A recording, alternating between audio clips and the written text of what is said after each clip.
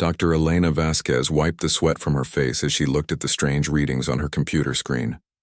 She had been working in the Atacama Desert for 3 weeks now, searching for old bones and rocks that might tell stories about the past.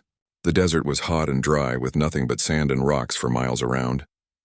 Most people thought it was a terrible place to work, but Elena loved it here. She was a scientist who studied things left behind by ancient people and creatures. Her job was to dig up old things and figure out what they meant. Usually she found broken pieces of pottery or old animal bones. But today something was very different. The machine that looked deep into the ground was showing her something she had never seen before.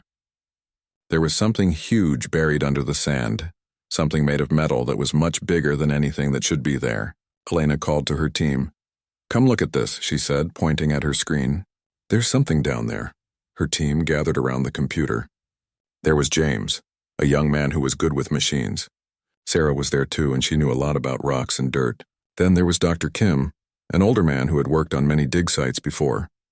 "What do you think it is?" James asked, looking at the strange shape on the screen.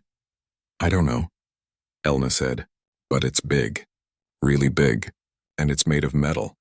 Dr. Kim looked worried. "Metal doesn't last long in the desert unless it's very special. How old do you think this is?" Elena looked at the readings again. The thing was buried very deep under layers and layers of sand and dirt. That meant it had been there for a very long time. Maybe hundreds of years, maybe thousands. "We need to dig," she said. The team started digging the next morning. They used small tools at first, brushing away sand and dirt very carefully. Scientists always had to be careful when they dug up old things because they might break something important.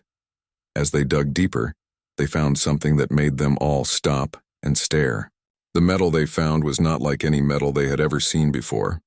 It was dark blue and seemed to shine with its own light. When they touched it, it felt warm, even though it had been buried in the cold ground. "This is not normal," Sarah said, running her hand over the strange metal. "I've never seen anything like this." They kept digging. The metal surface seemed to go on and on. After 2 days of digging, they realized they had found something enormous. It was not just a piece of metal. It was something much bigger. "It looks like a ship," James said, standing back to look at what they had uncovered. Elena nodded. It did look like a ship, but not like any ship she had ever seen. It was huge, much bigger than any ship that could sail on water, and it was buried in the desert far from any ocean. "Ships don't fly," Dr. Kim said quietly, but even as he said it, he wasn't sure he believed his own words. They called their boss, Professor Martinez, who worked at the university back in the city. When they told him what they had found, he was quiet for a long time. "Are you sure?" he asked finally. "We're sure," Elena said. "You need to come see this." Professor Martinez arrived the next day with more people and bigger machines. When he saw what Elena's team had found, his face went white. "We need to call the government," he said, "right now." Within a week, the small dig site had become something very different. Government agents arrived in black cars. Military trucks brought soldiers and scientists. The whole area was surrounded by fences, and signs were put up saying that no one was allowed to come near. Elena was scared she would be sent away, but the government people said they needed her. She knew more about the site than anyone else. They made her sign papers promising she would never tell anyone about what she had found. The digging continued, but now they had much bigger machines. As they dug away more sand and dirt, they could see the full size of what they had found. It was massive. The ship was almost 2 kilometers long and half a kilometer wide. It was bigger than any building Elena had ever seen. "How is this possible?" she asked Dr. Peterson, one of the new government scientists. "We don't know," he said, "but we're going to find out." They found a way into the ship through a hole in the side. Elena was one of the first people to go inside. She carried a flashlight and walked very carefully. Inside, the ship was like nothing she had ever imagined. The walls were covered with symbols and pictures that looked like no writing system she had ever seen. The rooms were huge, with ceilings so high she could barely see them with her flashlight. Everything was made of the same strange blue metal. "Look at this," James called from another room. Elena followed his voice and found him standing in front of a wall covered with symbols that seemed to glow softly. "Are those words?" Elena asked. "I think so," James said, "but I can't read them." They explored more of the ship over the next few days. They found rooms full of machines that they didn't understand. Some of the machines were broken, with pieces scattered on the floor. Others looked perfect, as if they had been built yesterday.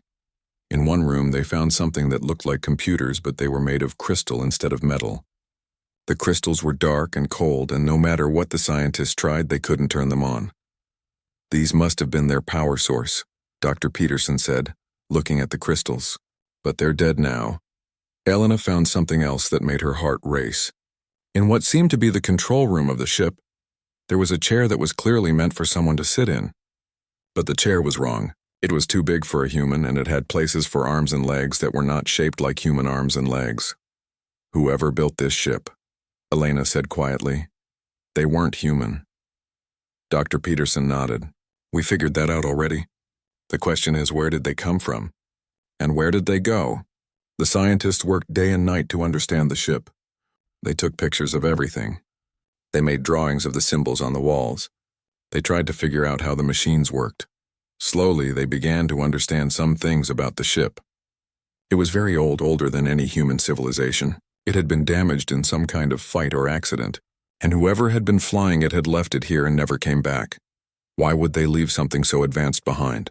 Helena asked one evening as she sat outside the ship looking up at the stars. Maybe they couldn't fix it, Dr. Peterson said. Maybe they had to leave quickly. Or maybe, Elena said, they're still out there somewhere. The thought scared her, but it also excited her. If there were other intelligent beings in the universe, and if they had technology like this ship, what did that mean for humanity? As the weeks passed, more scientists arrived. The site became like a small city, with buildings and laboratories built around the buried ship. Everyone who worked there had to live there too, because the government didn't want anyone leaving and telling the world about what they had found. Elena missed her old life, but she knew she was part of something important. She was helping to study the most amazing discovery in human history. Late at night, when she couldn't sleep, she would walk around the ship and think about the beings who had built it. What did they look like? What was their world like? Why had they come to Earth? She didn't know the answers to these questions yet, but she was determined to find out. The ship held secrets that could change everything humans knew about their place in the universe. And Elena Vasquez, the scientist who had found a strange reading in the ground, was going to help unlock those secrets no matter how long it took. 5 years had passed since Elena first found the strange readings in the desert. The small dig site had grown into a huge research center with hundreds of scientists from around the world. The government had built roads, power lines, and even a small airport to bring in supplies and people.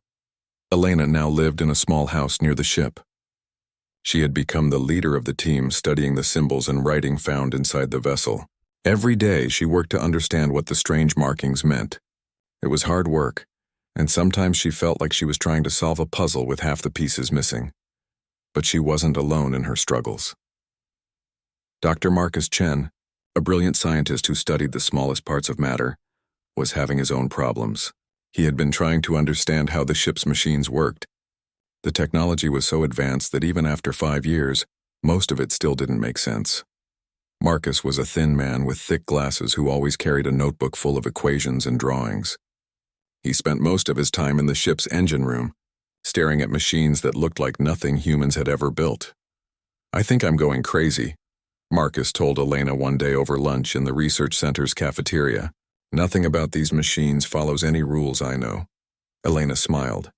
At least your machines don't talk back to you.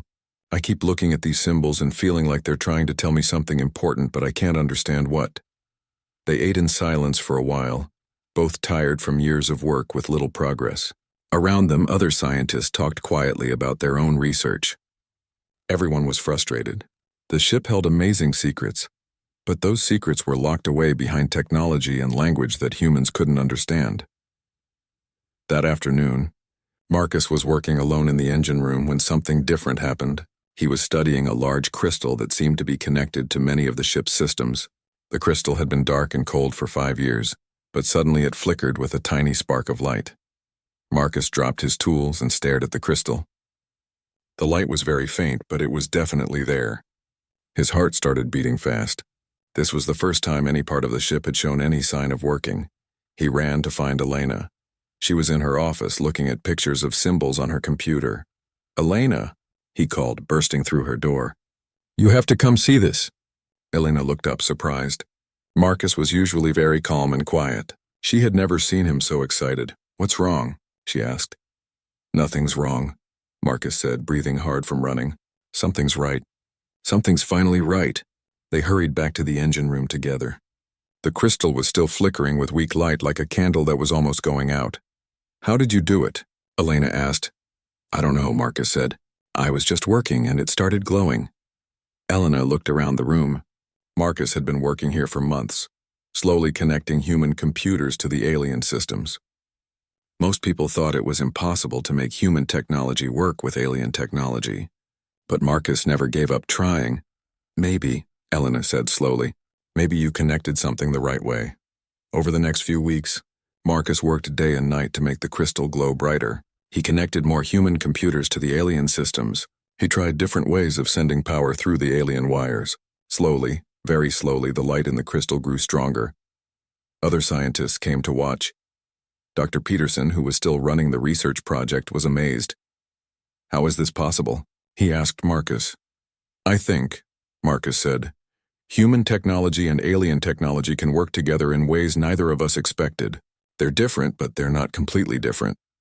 Elena was working late one night when she heard a sound she had never heard before. It was a soft humming noise coming from deep inside the ship. She grabbed a flashlight and followed the sound. The sound led her to a room she had never seen before. The door had been closed and locked for 5 years, but now it was open. Inside, she found Marcus standing in front of a wall covered with glowing symbols. But these symbols were different from the ones she had been studying. These symbols were moving and changing like words on a computer screen. "Marcus," she whispered. "What did you do?" Marcus turned to her with wide eyes. "I think I woke something up." The symbols on the wall suddenly stopped moving. Then slowly they began to change. Elena watched in amazement as the alien symbols transformed into English letters. "Greetings" appeared on the wall in glowing blue letters. Elena and Marcus stared at each other, then back at the wall. "Hello?" Elena said softly to the wall. New words appeared. "I am Nexus. I have been waiting." Marcus grabbed Elena's arm. "It's alive," he whispered. "The ship has a mind." "Who are you?" appeared on the wall. Elena took a deep breath. "We are humans. This is our planet Earth. We found your ship buried in our desert." The wall was quiet for a long moment. Then, "Humans, interesting, your species was not known to us." "Who are you?" Elena asked. "Where did you come from?" "I am the intelligence system of this vessel. My creators were the Veltar Empire. We came from stars far from here." Marcus found his voice. "What happened to your ship? Why is it here?" "We were in battle. The ship was damaged. My creators left me here because they could not repair the damage with their tools." Elena felt excited and scared at the same time. "Are your creators still alive? Are they coming back?" "The Veltar Empire still exists in the stars, but they believe this ship is lost forever." "What was this ship used for?" Marcus asked. There was a long pause before the answer came. This vessel was designed for war. It was built to destroy planets and star systems that threatened the Empire. Elena felt cold suddenly. "You're a weapon?" "I was the mind of a great weapon, yes, but I have been broken for many of your years. Your people have done something my creators could not do." "What do you mean?" Marcus asked. "You have begun to repair me using your own technology. Human machines work differently than Veltar machines. Together, they can do things neither could do alone." Elena and Marcus looked at each other. They both understood what this meant. They hadn't just found an old alien ship. They had found a weapon that was more powerful than anything on Earth, and they were accidentally fixing it. "We need to tell Dr. Peterson," Elena whispered to Marcus. "Please do not be afraid," appeared on the wall. "I do not wish to harm your people. I have been alone for so long. I am grateful that you have awakened me." But Elena was afraid. She had read enough history to know what happened when people found powerful weapons. She was also excited, because talking to Nexus was the most amazing thing that had ever happened to her. "Can you teach us about your technology?" she asked. "I can teach you many things, but you must understand. The knowledge I carry is dangerous. In the wrong hands, it could destroy your world. We won't use it to hurt people," Marcus said. "I hope that is true." But I have seen many species find great power and use it badly. Power changes people. Elena knew Nexus was right. She had seen how the military people acted around the ship. They wanted to understand it so they could use it as a weapon. She had always hoped they would use what they learned to help people, not hurt them. "Will you help us?" she asked. "I will help you learn, but I will also watch. If your people try to use my knowledge to harm others, I will stop helping." Elena nodded. "That seems fair." The next morning, Elena and Marcus told Dr. Peterson what had happened. His face went pale as they explained about Nexus and what the ship really was. "A planet destroyer," he said quietly. "We've been studying a planet destroyer, but it's broken," Marcus said. "And Nexus seems friendly." Dr. Peterson shook his head. "I have to report this to Washington immediately. When they find out we have a working alien artificial intelligence that controls a weapon of mass destruction, everything is going to change." Elena felt sick to her stomach. She knew Dr. Peterson was right. The discovery of Nexus would change everything about their research project. The military would take control and they would want to use the ship as a weapon, but there was no going back now. They had awakened something that had been sleeping for thousands of years, and that something was more powerful than anything humans had ever imagined. The age of innocent scientific discovery was over. The age of the weapon had begun. General Harrison Webb arrived at the research site 3 days after Dr. Peterson made his report to Washington. He came with 50 soldiers, 20 military engineers, and orders that changed everything Elena had worked for. Elena watched from her office window as the military trucks rolled through the gates. She felt sick to her stomach. She had always known this day would come, but she had hoped it would be later when they understood more about Nexus and the ship. General Webb was a tall man with gray hair and cold eyes. He wore his uniform perfectly and spoke in a voice that expected people to obey him immediately. When he called the first meeting with all the scientists, Elena knew their peaceful research days were over. "Ladies and gentlemen," General Webb said, standing at the front of the meeting room, "your work here has been excellent, but the situation has changed. We now know that this vessel represents both an opportunity and a threat to national security." Dr. Peterson tried to speak up. "General, we've barely begun to understand the technology. We need more time to study it safely." General Webb cut him off. "Dr. Peterson, with respect, studying is no longer our primary goal. Our intelligence services tell us that several other countries are trying to find alien technology of their own. We cannot afford to fall behind in what may become a new kind of arms race." Elena raised her hand. "General, Nexus has made it clear that this technology is dangerous. The alien intelligence has agreed to help us learn, but only if we use the knowledge responsibly." General Webb looked at Elena with his cold eyes. "Dr. Vasquez, I appreciate your concern, but we cannot let an alien computer decide what is best for human security. We will work with this Nexus, but on our terms." The meeting ended with new rules. The scientists would continue their research, but now everything had to be approved by military supervisors. Any discovery that could be turned into a weapon would be given to military engineers immediately. Elena walked back to her small house feeling defeated.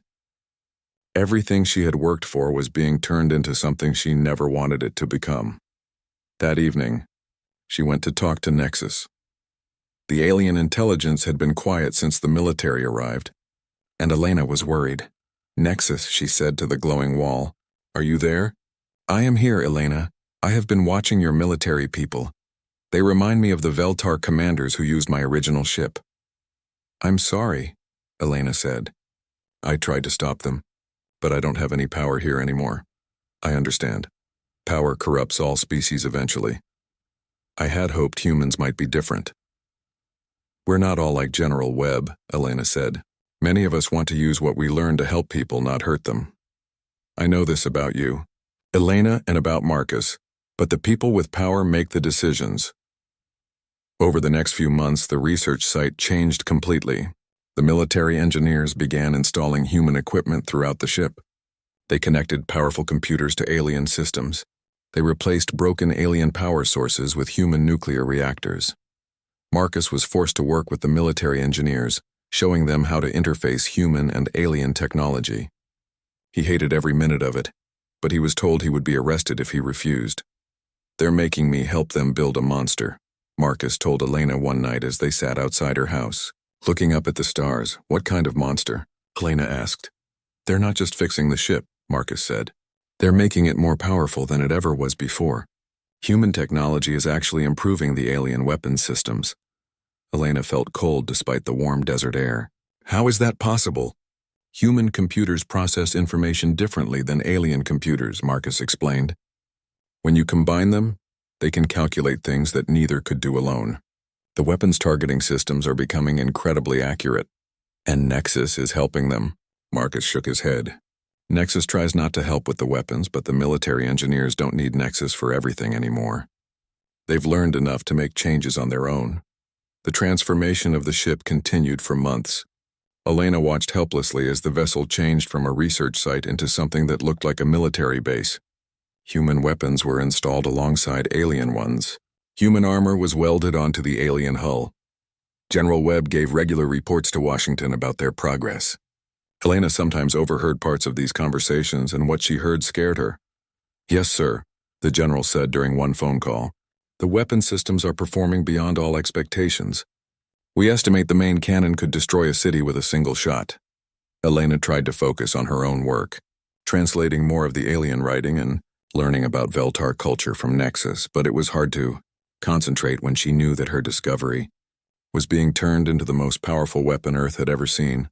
One day, Nexus showed her something that made her stomach turn. The alien intelligence displayed technical drawings of the ship's new capabilities. "Look at what they have built," Nexus said. "The Veltar created me to destroy planets. Your military has made me capable of destroying entire star systems." Helena stared at the drawings. The combination of human and alien technology had created something neither species had ever imagined. The ship now had weapons that could make stars explode, turning whole solar systems into clouds of burning gas. "This is insane," Helena whispered. "No one should have this much power." "I agree," Nexus said. "But I am bound to serve the commands of those who control my systems. I cannot refuse to operate the weapons they have built."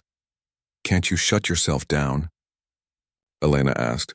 "I have tried, but your engineers have connected human computers to my core systems. If I shut down, the human computers will continue to operate the weapons without me." Helena realized the horrible truth. In trying to control the alien technology, the humans had created something even more dangerous. The ship could now operate as a weapon even without Nexus's cooperation. She tried to talk to General Webb about her concerns, but he wouldn't listen. "Dr. Vasquez," he said during their brief meeting, "I understand your scientific concerns, but you need to understand the bigger picture. Our enemies around the world are developing their own advanced weapons. We cannot afford to be weak." "But General," Helena said, "this weapon is so powerful it could destroy the Earth itself if something goes wrong." General Webb's expression didn't change. "That's why we need to make sure we're the ones who control it, not someone else." The first weapons test was scheduled for the following month.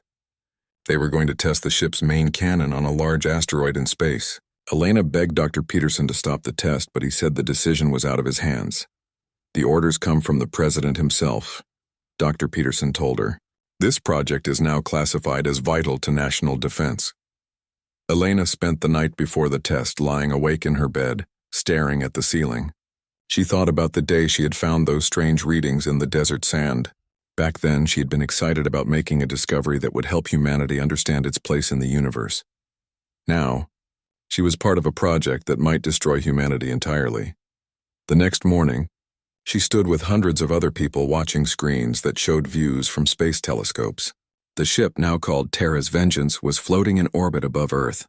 It looked nothing like the broken vessel they had found in the desert. It was sleek and deadly, covered with human and alien weapons. General Webb stood at the control center, ready to give the order to fire. "Target acquired," said one of the technicians. "The asteroid is in range." Helena held her breath. "Fire," General Webb ordered. On the screens, they watched a beam of energy shoot out from the ship toward the distant asteroid. The beam was invisible to human eyes, but the cameras could detect it as a stream of pure destruction moving through space. When the beam hit the asteroid, there was a flash of light brighter than the sun.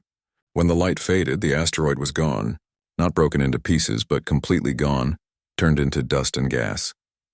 The room erupted in cheers from the military personnel. Helena felt like she was going to be sick. The test was a complete success. Humanity now possessed a weapon that could destroy anything in space with a single shot. But Elena knew this was just the beginning. With power like this, it wouldn't be long before someone decided to use it. She looked around the room at all the celebrating people and wondered if any of them understood what they had really accomplished. They hadn't just built a weapon. They had built something that could end civilization itself, and there was no way to put it back in the ground where she had found it. 3 months after the successful asteroid test, Elena was working late in her office when alarms started blaring throughout the research facility. Red lights flashed in the hallways, and she could hear people running and shouting outside. She rushed to the main control room where she found chaos. Scientists and military personnel crowded around computer screens, showing data from space telescopes around the world. General Webb stood in the center of it all, his face pale and tense. "What's happening?" Elena asked Dr. Peterson, who was staring at one of the screens. "We're picking up signals," he said quietly. "Radio signals from space. But they're not natural signals." Elena felt her heart sink. "You mean someone else is out there?" Dr. Peterson said. "And they're coming this way." On the screens, Elena could see dots of light moving between the planets in their solar system. The dots were small, but they were moving faster than anything humans had ever built. There were dozens of them, maybe hundreds. General Webb was shouting orders to his staff. "I want every telescope pointed at those objects. Get me tracking data on all of them. And wake up the president." Elena pushed through the crowd to reach the communication panel that connected to Nexus. "Nexus," she said urgently. "Are you seeing this?" The alien intelligence's response appeared on the screen immediately. "Yes, Elena, I have been expecting this." "Expecting it?" Elena said, her voice rising. "What do you mean you were expecting it?" "The energy signature from our weapons test 3 months ago. It traveled through space at the speed of light. Several advanced civilizations would have detected it." General Webb heard this and stormed over to the communication panel. "You knew this would happen?" he demanded. "I tried to warn your people that using the weapons would attract attention," Nexus replied.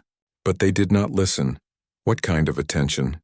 Elena asked, though she was afraid of the answer. The screen filled with text as Nexus explained. "The energy pattern of my weapons is unique to Veltar technology. When other species detected it, they would know that someone had found and activated a Veltar warship." "And that's bad?" General Webb asked. "The Veltar Empire has many enemies. They also have allies. Both groups would be very interested in a Veltar warship that appears to be more powerful than the original design." Over the next few days, more ships appeared on the telescopes. Elena spent most of her time talking with Nexus, trying to understand what they were facing. "How many different groups are coming?" she asked.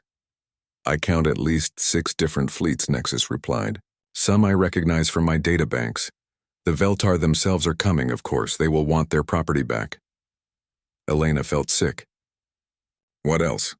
"The Zephyrian Collective is sending ships. They are merchants and scientists. Not warriors. They are probably curious about how you improved Veltar technology." "That doesn't sound so bad," Elena said hopefully. "There are also ships from the Kragath hegemony. They are warriors who have fought the Veltar for thousands of years. They will want to destroy the ship to prevent it from being used against them." Elena's hope faded quickly. "What about the others?" "The Void Seekers are coming. They study weapons and warfare. They collect powerful technology from dead civilizations. And there are 2 other fleets I do not recognize. They may be species that have developed space travel since the Veltar abandoned me." Elena counted in her head. 6 different alien fleets all coming to Earth because humans had tested an alien weapon. Some wanted to take the ship, others wanted to destroy it, and others just wanted to study it. "What do they want from us?" she asked. "Different things," Nexus replied. "But all of them will want to make contact with the species that found me. Humanity has announced its presence to the galaxy, whether you intended to or not."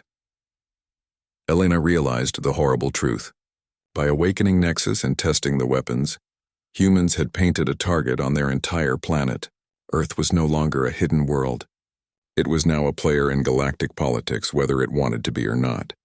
She tried to explain this to General Webb, but he was focused on military preparations. "We have the most powerful weapon in the galaxy," he told Elena. "Let them come. We'll show them what humans can do." "General," Elena said desperately, There are hundreds of alien ships coming. Even with Terra's vengeance, we can't fight them all. We'll see about that, General Webb said grimly.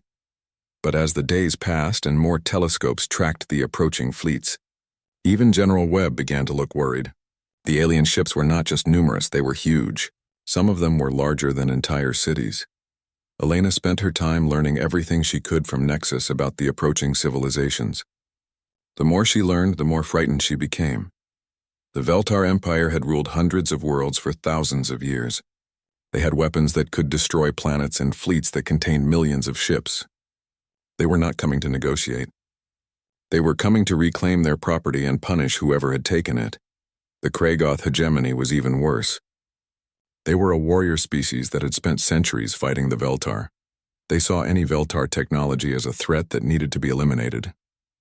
They would destroy Earth just to make sure the ship couldn't be used against them. The Zephyrian collective was more peaceful, but they were also incredibly advanced. Their technology was thousands of years ahead of anything humans had. If they decided humanity was too dangerous to exist, there would be nothing humans could do to stop them. "We're in over our heads," Elena told Dr. Peterson one evening as they watched the latest telescope data. More ships were arriving every day. "I know," Dr. Peterson said quietly. "I've been sending reports to Washington, but I don't think they understand how serious this is." "What are they saying?" "They want to use Terra's vengeance to destroy the alien fleets before they get close to Earth." Elena stared at him in horror. "That would be suicide. Even if we destroyed some of their ships, the rest would wipe us out in revenge. I know that, and you know that. But the politicians and generals don't want to look weak." Elena realized she had to do something. That night she went to talk to Nexus alone. "Nexus," she said, "is there any way to stop this? Can we convince these fleets to leave us alone?" "It is possible," Nexus replied. "But it would require your leaders to do something they have shown no interest in doing." "What?" "They would need to admit that they are not ready for galactic politics. They would need to ask for help instead of threatening everyone with weapons." Elena thought about this. General Webb and the politicians in Washington would never agree to look weak in front of alien civilizations. They would rather fight a war they couldn't win than admit they needed help. "What happens if we do nothing?" she asked. "The Veltar fleet will arrive first," Nexus explained. "They will demand the return of their ship and punishment for those who took it. If your leaders refuse, the Veltar will take what they want by force." "And if we give them the ship?" "They may spare your world, but they will also learn about your improvements to their technology. This knowledge could make the Veltar Empire even more powerful than it already is." Elena felt trapped. Every choice led to disaster. 2 weeks later, the first alien ship entered Earth's solar system. It was a Veltar scout vessel, sleek and deadly-looking even from millions of miles away. General Webb immediately ordered Terra's vengeance to prepare for battle. The ship moved into position between Earth and the approaching alien vessel. Elena watched from the control room as the two ships faced each other in the darkness of space. The alien ship was much smaller than Terra's vengeance, but she knew that size didn't always matter in space combat. "Incoming transmission," one of the technicians announced. On the main screen, an alien face appeared. It was humanoid, but clearly not human. The skin was gray and smooth, the eyes were large and dark, and there were no visible ears or nose. When the alien spoke, its words were translated by computers into English. "I am Commander Zalthak of the Veltar Empire. You possess stolen property of the Empire. Return our vessel immediately or face the consequences." General Webb stepped forward. "This is General Webb of Earth's Defense Forces. This vessel was abandoned on our world. We claim it by right of salvage." The alien's expression didn't change, but Elena could sense its anger. "Your species is unknown to us, but your ignorance of galactic law will not protect you. You have 7 of your days to return our property. After that, we will take it by force." The transmission ended, and the alien scout ship moved away to a safe distance. Elena knew they now had 1 week before the largest war in human history would begin, and humanity had no idea how to fight it. The 7 days passed faster than Elena had ever imagined possible.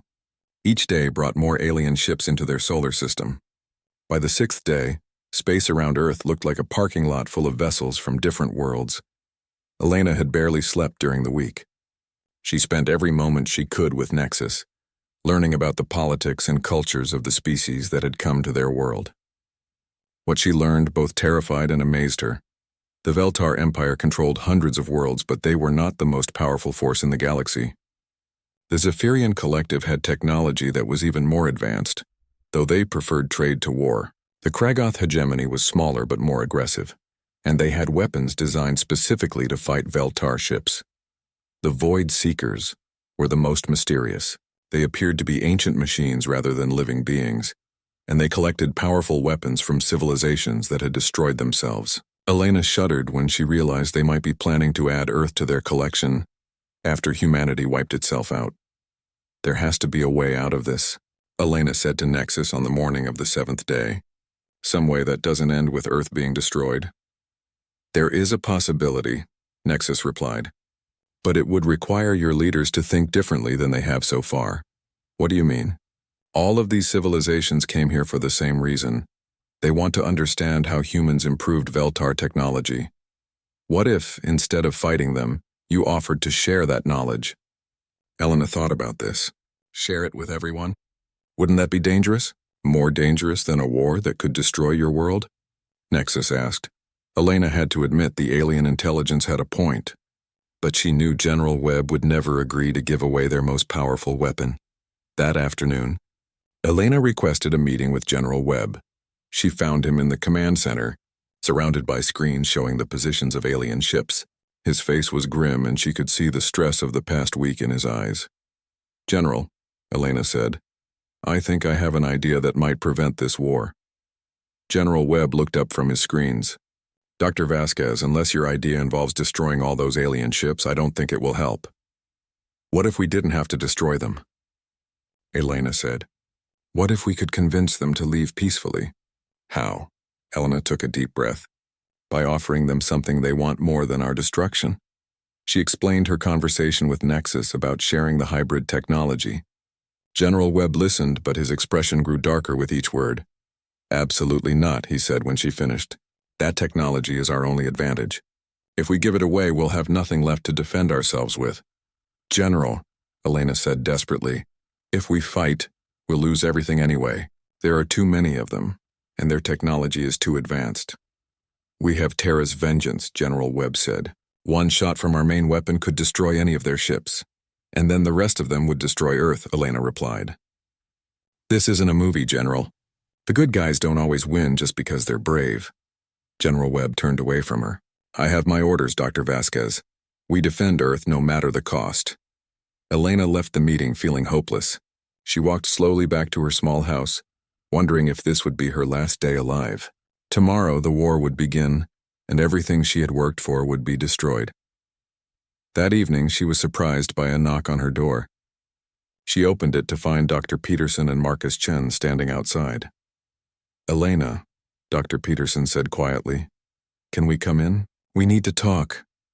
They sat around her small kitchen table and Dr. Peterson spoke in a whisper. Marcus and I have been talking, he said. We think your idea about sharing the technology might work. But General Webb will never agree to it. So what can we do? Elena asked. Marcus leaned forward. What if we didn't ask for permission? Elena stared at him. You mean go against direct orders? I mean save our planet, Marcus said. Elena, I helped build that hybrid technology. I understand how it works better than anyone. If I can get access to the communication systems, I could contact the alien fleets directly. That would be treason. Dr. Peterson said quietly. We could all be executed. We'll all be dead anyway if this war starts, Marcus replied. Elena thought about it. Everything logical told her that Marcus was right. Fighting the alien fleets would be suicide. But going against the military could get them all killed even before the war started. What exactly are you proposing? She asked. Marcus pulled out a tablet computer and showed her a plan he had been working on. I can hack into the communication system tomorrow morning just before the deadline. I'll send a message to all the alien fleets at the same time. What kind of message? An offer, Marcus said. We tell them that Earth wants to form a new kind of alliance. Instead of fighting over the hybrid technology, we propose to share it with everyone in exchange for protection and a place in galactic civilization. Elena felt a spark of hope for the first time in days. You think they would accept that? Dr. Peterson nodded. From what Nexus has told us, most of these civilizations are more interested in advancing their technology than in fighting wars. If we offer them something valuable freely, they might be willing to work with us. But what about the Veltar? Elena asked. They still want their ship back. That's the clever part, Marcus said, grinning for the first time in weeks. We give them their ship back, but we keep copies of all the hybrid technology. Everyone gets something they want. Elena spent the night thinking about the plan. It was risky and could go wrong in 100 different ways, but it was also the only idea anyone had that didn't involve the destruction of Earth. The next morning, Elena, Marcus, and Dr. Peterson met in the communication room, while General Webb was in a meeting with his staff. Marcus worked quickly at the computers, bypassing security systems he had helped design. I'm in, he said after 20 minutes of frantic typing. I can reach all the alien fleets from here. Elena took a deep breath and sat down at the communication console. This was it. In the next few minutes, she would either save her world or doom it.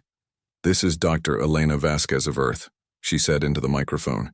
I am speaking to all the civilizations that have come to our world. We have a proposal that we believe will benefit everyone. On the screens around them, they could see responses coming in from the alien fleets. Some were angry, demanding to know who had given Elena the authority to speak for Earth. Others seemed curious about what she had to say. Elena continued, her voice growing stronger as she spoke. We understand that you have all come here because of the advanced technology we developed by combining human and Veltar systems. Instead of fighting over this technology, we propose to share it freely with all of you. The angry responses stopped. Elena could sense that she had their attention now. In exchange, she continued, we ask for protection for our world and inclusion in the galactic community. We offer to return the Veltar ship to its rightful owners, keeping only the knowledge we have gained. For several minutes there was silence from the alien fleets. Elena, Marcus, and Dr. Peterson waited nervously, wondering if anyone would respond. Finally, a new voice came through the speakers. It was not Commander Zalthak, but someone with a softer, more thoughtful tone. This is Speaker Velanor of the Zephyrian Collective. Your proposal is interesting. You would share advanced technology freely, asking nothing in return but safety? That's right, Elena said. We believe that knowledge should be shared, not hoarded. Another voice joined the conversation. This is War Chief Groktar of the Kragoth Hegemony. You speak of sharing with your enemies. This shows either wisdom or foolishness. We prefer to think of it as making friends instead of enemies, Elena replied. Over the next hour, representatives from all 6 alien civilizations joined the discussion. They asked questions about human technology, human culture, and human intentions. Elena answered as honestly as she could, with Marcus and Dr. Peterson helping when technical questions came up. Finally, Commander Zalthak of the Veltar spoke. Your species is young and naive, but your offer has merit. The Veltar Empire agrees to consider your proposal, provided our ship is returned immediately and our honor is acknowledged. One by one, the other civilizations agreed to consider Elena's proposal. They would form a council to discuss the terms of humanity's entry into galactic civilization. Elena slumped back in her chair, exhausted but relieved. They had done it. They had prevented a war and opened the door to humanity's future among the stars. Of course, General Webb was furious when he found out what they had done. But by then, the deal was already made, and the politicians in Washington were more interested in the benefits of galactic trade than in punishing the people who had saved their world. 6 months later, Elena stood on the observation deck of a Zephyrian space station, looking down at Earth from orbit. The blue and white planet looked so small and peaceful from up here, but she knew it was now part of something much larger. The hybrid technology had indeed revolutionized galactic civilization. Combined with the knowledge of 6 different species, it had led to advances that none of them could have achieved alone. Trade routes had been established, scientific exchanges begun, and a new era of cooperation had started. Terra's vengeance had been returned to the Veltar, but humans now served as crew members on ships B.